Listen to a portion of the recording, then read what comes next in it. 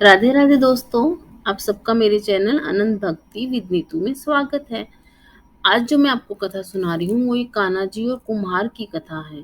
उनके आपस के संवाद की कथा है। ये इस कथा जो भी सुनेगा वो 84 लाख योनियों के बंधन से मुक्त हो जाएगा। तो चलिए कथा शुरू करते हैं।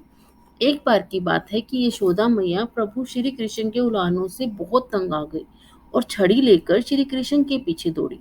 तब प्रभु ने अपनी मैया को क्रोध में देखा तो वे अपने बचाव के लिए भागने लगे। भागते भागते श्री कृष्ण एक कुम्हार के पास पहुंचे। कुम्हार तो अपनी मिट्टी के घड़े बनाने में व्यस्त था, लेकिन जैसे ही कुम्हार ने श्री कृष्ण को देखा तो वह बहुत प्रसन्न हुआ। कुम्हार जानता था कि श्री कृष्ण साक्षात परमेश्वर है। तब प्रभु ने कुम्हार से कहा कि कुम्हार जी, आज मेरी मैया मुझ पर बहुत क्रोधित है।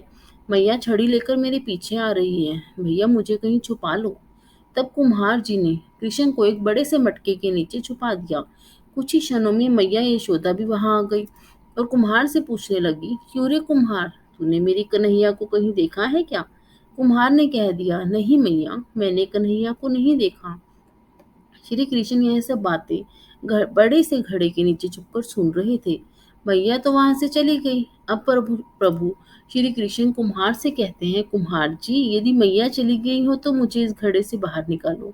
कुम्हार बोला, ऐसे नहीं प्रभु जी, पहले मुझे 84 लाख योनियों के बंधन से मुक्त करने का वचन दो।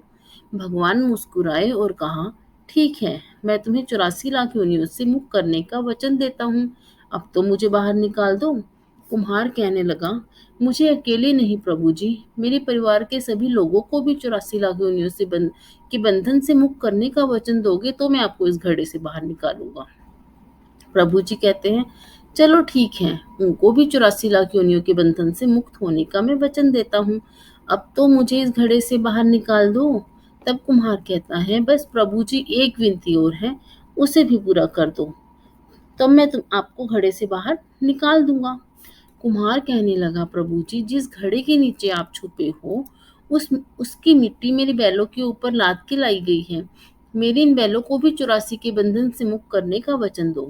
भगवान ने कुम्हार के प्रेम पर प्रसन्न होकर उन बैलों को भी 84 के बंधन से मुक्त होने का वचन दिया। प्रभु बोले, अब तो तुम्हारी सब इच्छा पूरी हो गई, अब तो मुझे घड़े से बाहर निकाल दो। तब कुम्हार कहता है, अभी नहीं भगवान, बस एक अंतिम इच्छा और है, उसे भी पूरा कर दीजिए। और वह यह है कि जो भी प्राणी हम दोनों के बीच के संवाद को सुनेगा उसे भी आप 84 लाख योनियों के बंधन से मुक्त करोगे।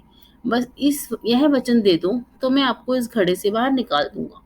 कुम्हार की प्रेम भरी बातों को सुनकर प्रभु जी बहुत खुश हुए और कुम्हार की इस इच्छा को भी पूरा करने का वचन दिया। फिर कुम्हार ने बाल श्री कृष्ण को घड़े से बाहर निकाल दिया, उनके चरणों में साष्टांग प्रणाम किया, प्रभु जी के चरण धोए, चरणामृत पिया और इतना इतना रोया कि उनके अंदर ही विलीन हो गया।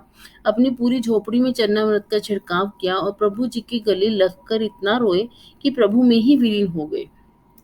अब जरा सोचे, जो बाल श्री कृष्ण 7 कोस लंबे चौड़े गोवर्धन पर्वत को अपनी छोटी सी उंगली पर उठा सकते हैं, तो क्या वो एक घड़ा नहीं उठा सकते थे?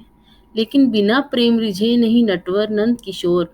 कोई कितने भी यज्ञ करे, अनुष्ठान करे, कितना भी दान करे, चाहे कितनी भी भक्ति करे, लेकिन जब तक मन में प्राणी मात्र के लिए प्रेम नहीं होगा, प्रभु श्री कृष्ण भी नहीं मिल सकते।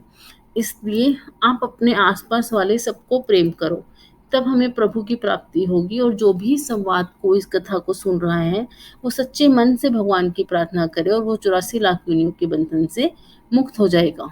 तो राधे राधे दोस्तों, अगर आपको कथा अच्छी लगी हो तो प्लीज़ मेरे चैनल को सब्सक्राइब करें और लाइक करें, और मिलते हैं अब अगली कथा में। जय श्री कृष्णा।